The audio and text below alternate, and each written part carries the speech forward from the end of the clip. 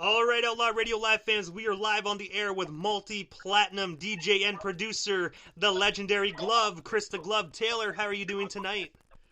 I'm doing good. How about yourself? Oh, man, I am doing amazing, man.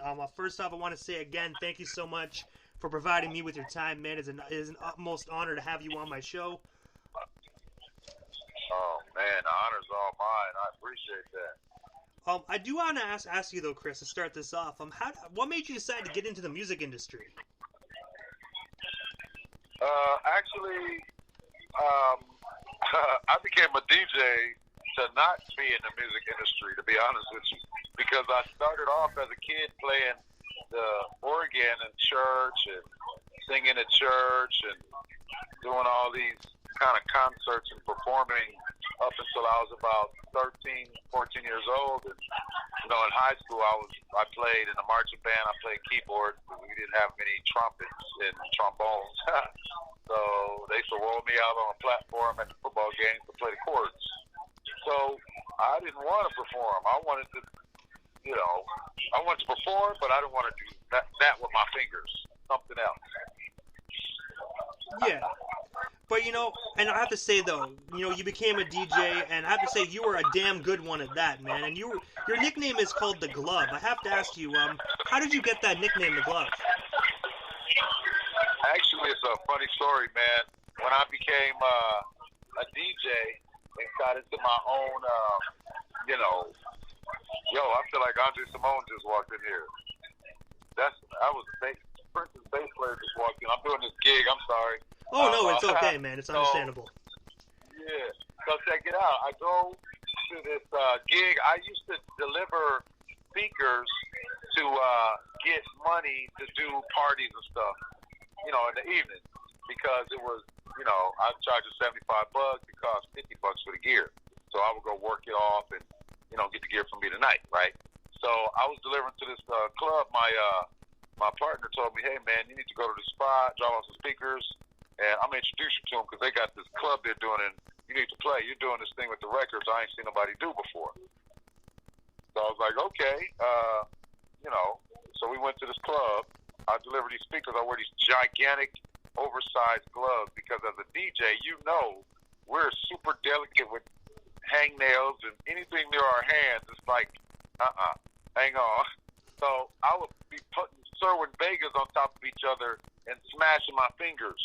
You know what I'm saying? So it was a no-no. So I had to get some giant, super gardening gloves.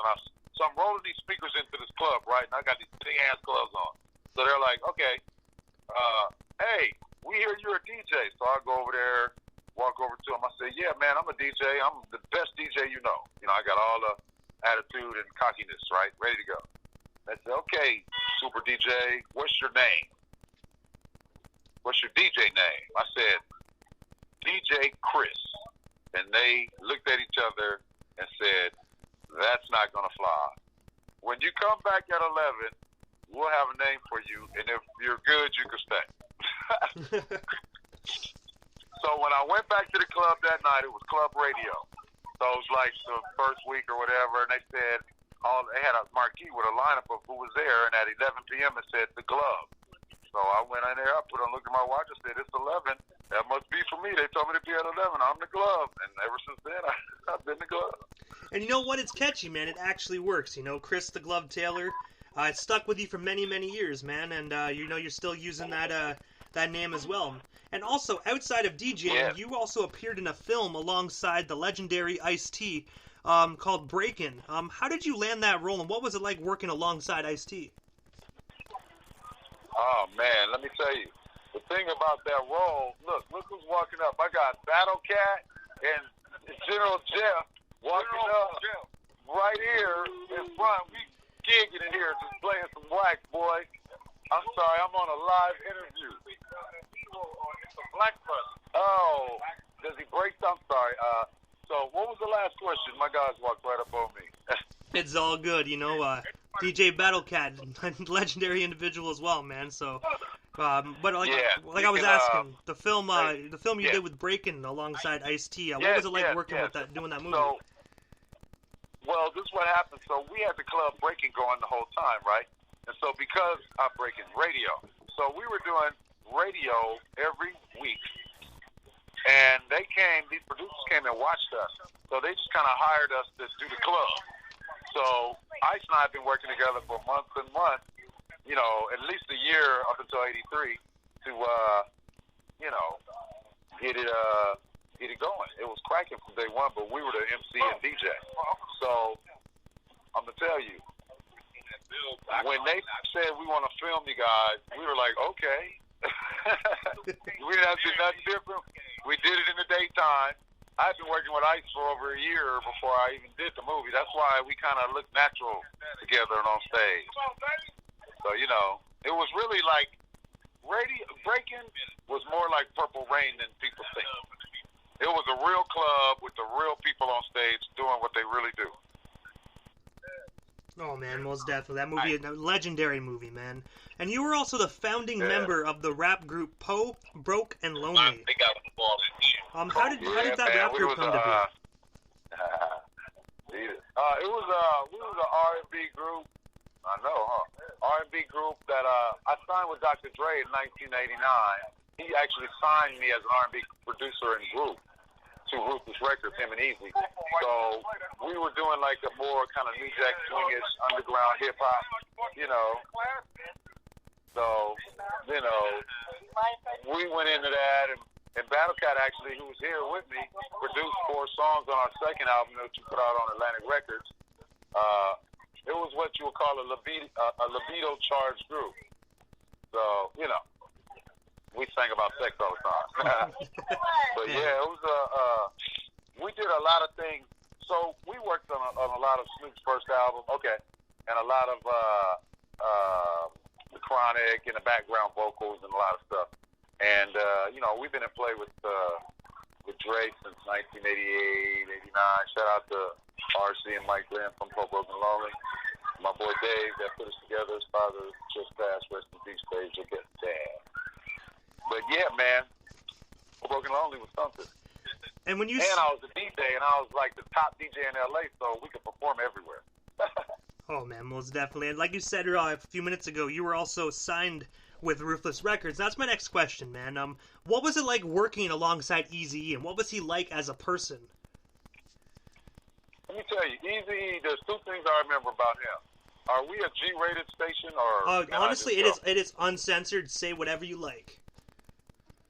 Okay, so let me tell you about Eazy. 2 things. Number 1, he would get up early and call you. He used to talk to me every morning. Eazy and Dre would call me every morning around 7 a.m. And Eazy used to always say, hang on, let me go take a shit.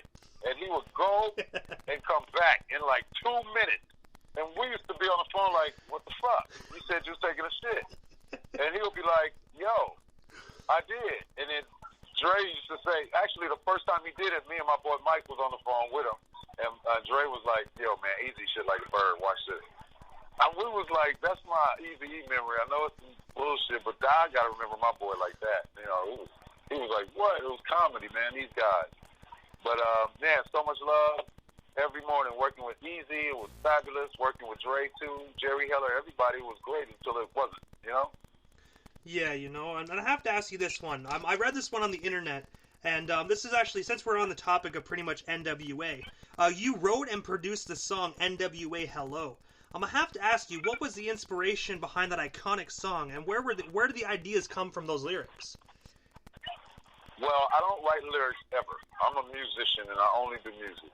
I actually composed and performed that track with Dre when we did a few of those together at that time for another artist that ended up being on his album, King T.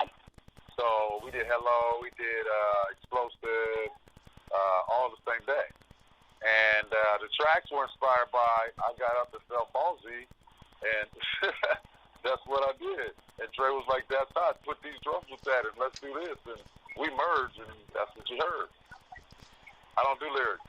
Okay, so yeah, I read that on Wikipedia, so that's why I wanted to ask. I know Wikipedia is not really the best resource, but sometimes you do find some good gems on there.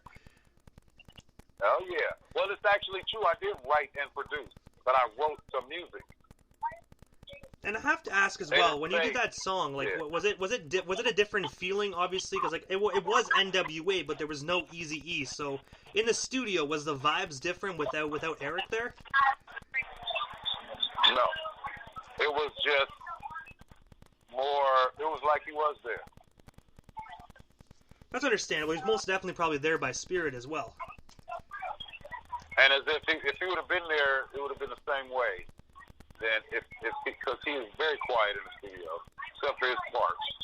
So it just would have been some jokes, and you would have barely noticed he was there, but then you would have felt his presence big time because he's a powerful person. So, rest in peace, Eazy. Most definitely, rest in peace, Eazy-E, man. One of my absolute favorites. You were an engineer, mixer, and musician on Dr. Dre's The Chronic. I have to ask you, what was it like working alongside Dr. Dre and creating that multi-platinum classic? Man, me and Dre got together in 1989, and we worked together every day almost up until 1993. So I started that. It was every day for us. It was like, you know, at that when I got with Dre, he was doing 100 miles and running. So he was still. I was working on our album, Public and Lonely, and he was doing all the NWA stuff. I got involved when it became the Chronic. I don't know if you noticed, but there's a change in the sound from the NWA and Ruthless to the Chronic and Death Row. It's totally different. And that's my installation of space. That's when I come in. I'm not saying I'm responsible or anything for that shift, but I come when a shift occurs. You know, we all shift. But, you know, I tend to like to think that G-Funk has a lot to do with gloves as well. Oh, man, most definitely, you know. I'm before Warren G, you know, so there's that. Oh, man, I most definitely agree with that 110%. And you also produced the song Doggy Dogg World on Snoop Dogg's debut album called Doggystyle. What was it like working with Snoop Dogg and composing that record? Well, I worked with that Dre from day one all the way through all those albums. I mean, I had hands on most. Dre did a lot of songs, and then Daz did some songs separate from us. But to answer your question directly, when we first started working on The Chronic is when I started working with Snoop. We do everything together. We didn't go do Doggystyle in the order of the releases that you guys know. That's not how I remember, and my experiences aren't in that order. You know what I mean? Like, we did Doggy Dogg World and What's My Name, like, within a couple of days of each other, and then we were also working on still the video to Let Me Ride, and, you know, we had to get that record out because The Chronic was out, and they wanted this release, so we had gotten, and I'm doing vocals on What's My Name. I'm the talk box voice, with my boy Emmanuel Dean was playing the keys. All that voice you hear on there is me, the one that sounds like a robot. A lot of people don't know that. You know, I've worked with that dude, Dre, for a long time. So working with Snoop, I was with him when when I was first aware of Snoop, it was when it seemed as though it was the first time he heard of him. Snoop jumped up on the table at the party and started rapping. Me and Dre looked at each other. He was like, "You dope, come to the studio." I was sitting right there. Been working with him ever since. It was no different. It was like a day at the office. The boy is brilliant. DOC came and Corrupt and Snoop and Dre. Even Dre in his lyrical content, he molds them all into a perfect thing of what they should be within what they're doing. Shout out to DOC. So, I have to ask this: when you said when you brought up What's My Name, were you there for the music video taping of What's My Name on top of the VIP Records building? Actually, that's the one music video I didn't go or have anything to do with. I'm just involved with the Gin and Juice video, which was at my home, childhood home, which I still live in. Oh, that was filmed actually in your childhood home? Yeah, I still live there. Oh, damn. Gin and Juice was at my house. I actually did not know that. That's actually really, really cool. Thank you. I'm telling you, when I do this, I'm a big fan, and I learn stuff as I go along as well, and it blows my mind. So I have to ask you, since we're on that topic quickly, how did your house become the place the place of film? Like, how did that come to be? Did you just offer your house for the taping? Actually, it was a cool story too.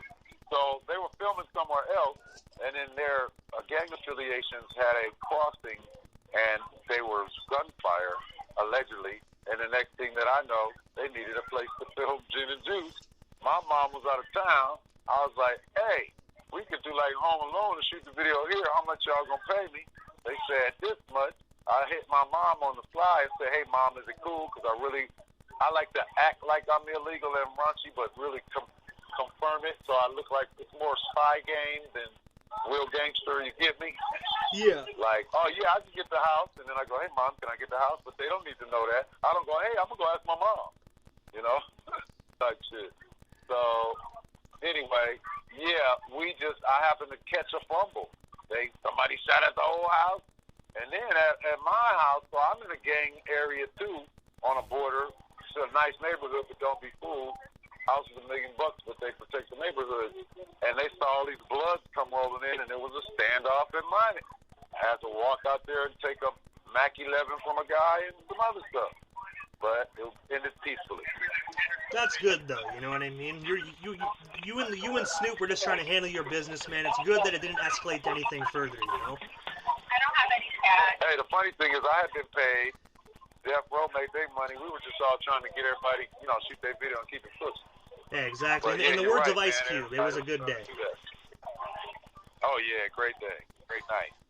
So as we just spoke about, you did some amazing work with Death Row Records. I have to ask you, what was it like working under that label and for Suge Knight?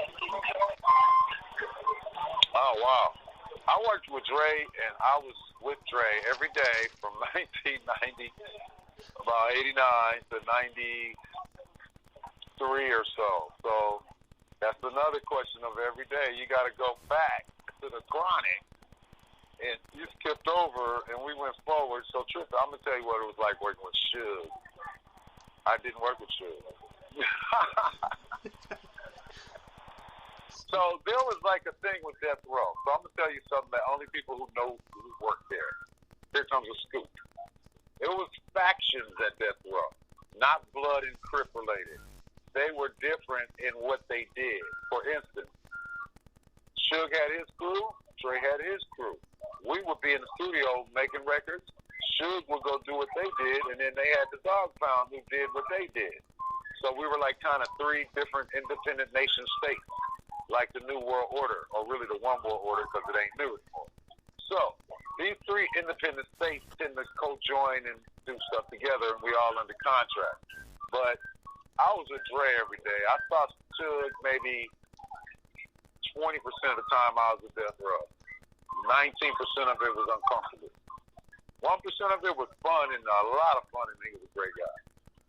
Like, if you don't want me asking, 1%. I don't want to ask anything controversial, but if you don't want me asking, you can refrain from this question if you don't want to answer it, but, like, when you said 19% was uncomfortable, like, why was it uncomfortable? Yeah.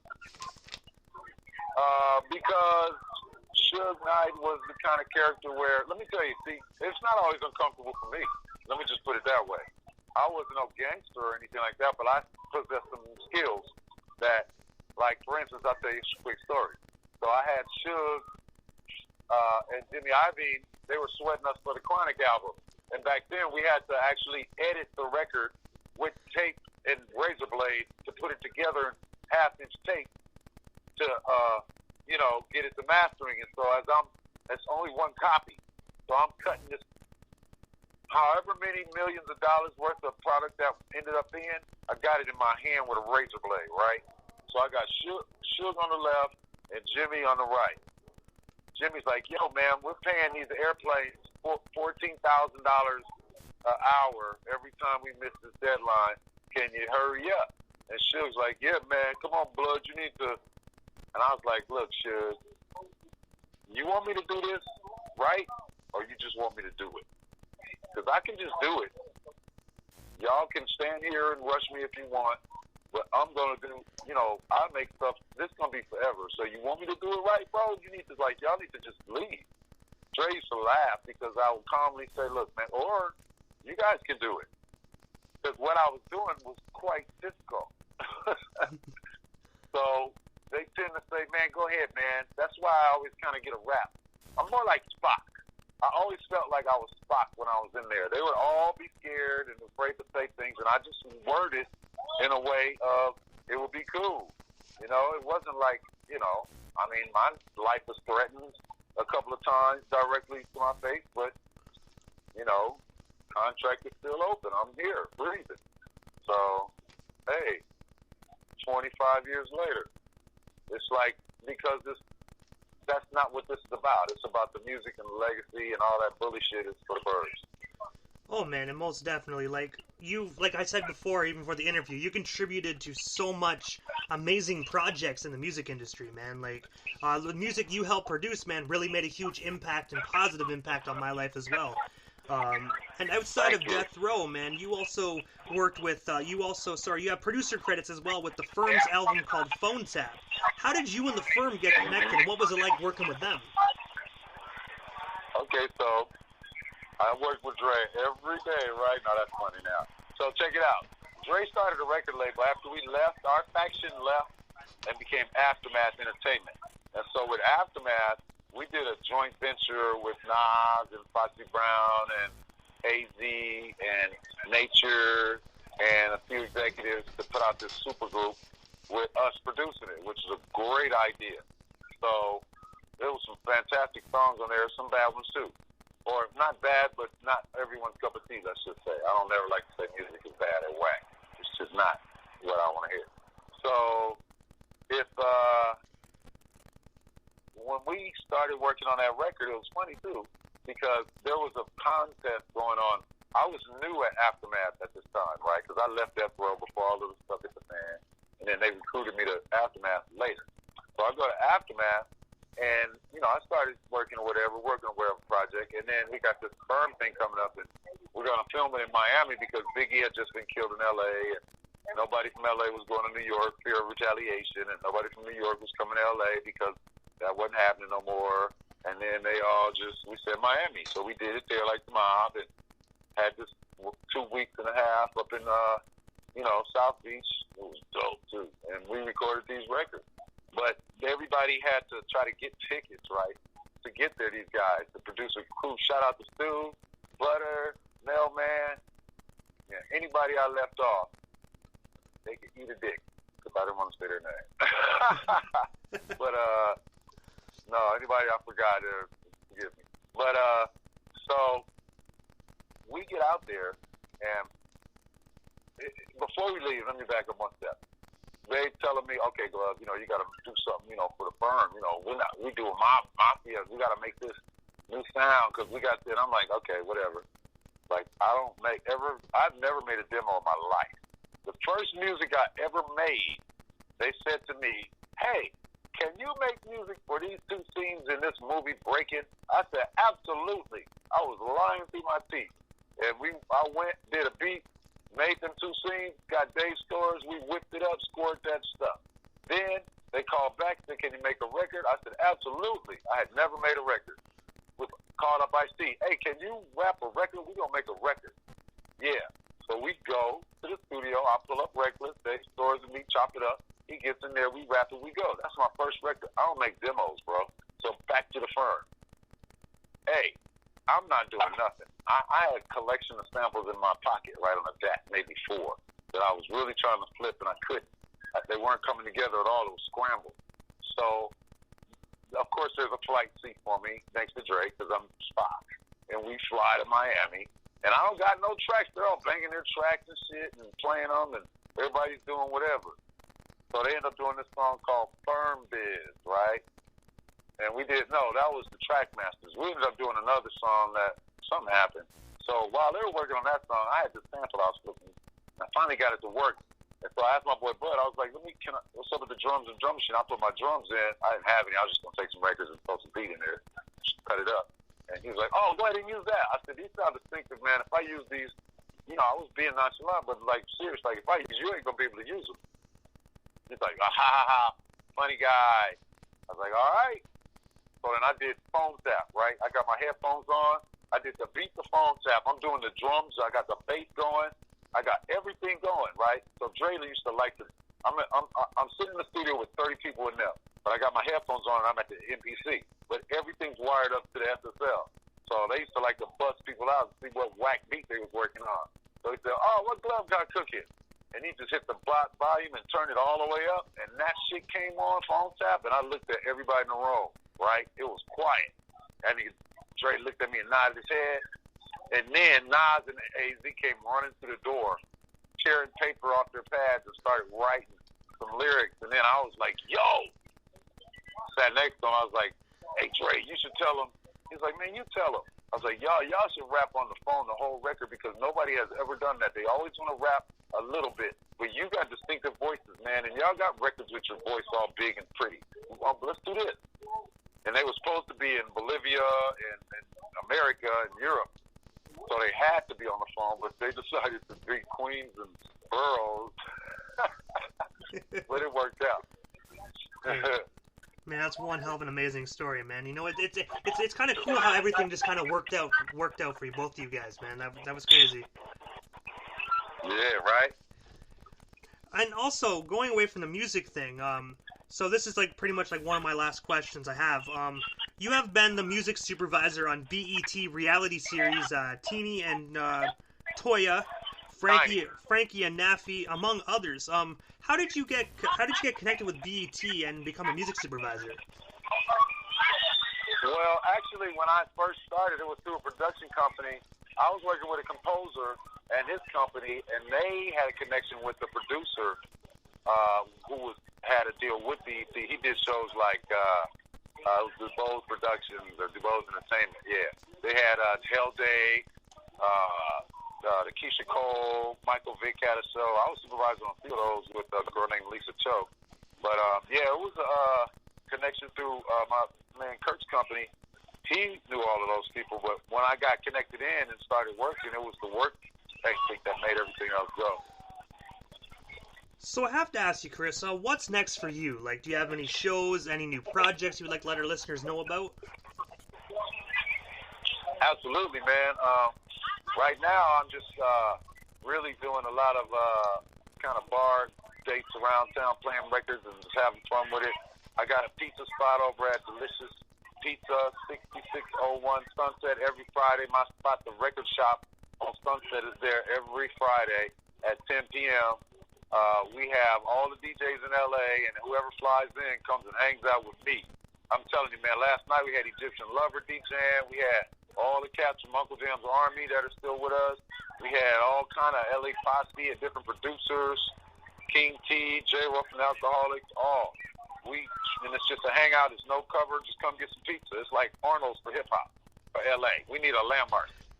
Hey, man, I got to say, that is one hell of an amazing place. If I ever hit up L.A., I know where I'm going to get some pizza. Man, come to Delicious, man. And you can find me on Instagram at Chris the Glove. Or Twitter at Chris the Glove. And on Facebook, it's DJ Chris the Glove. I've got to run in and play some of these records, man. All right, most definitely, Chris. I want to say thank you so much for coming up on Outlaw Radio Live, man. You have yourself a wonderful night, man. And, you know, keep scratching them records. Man, you got it, my man. Thank you so much. Have yourself a wonderful night. Take care.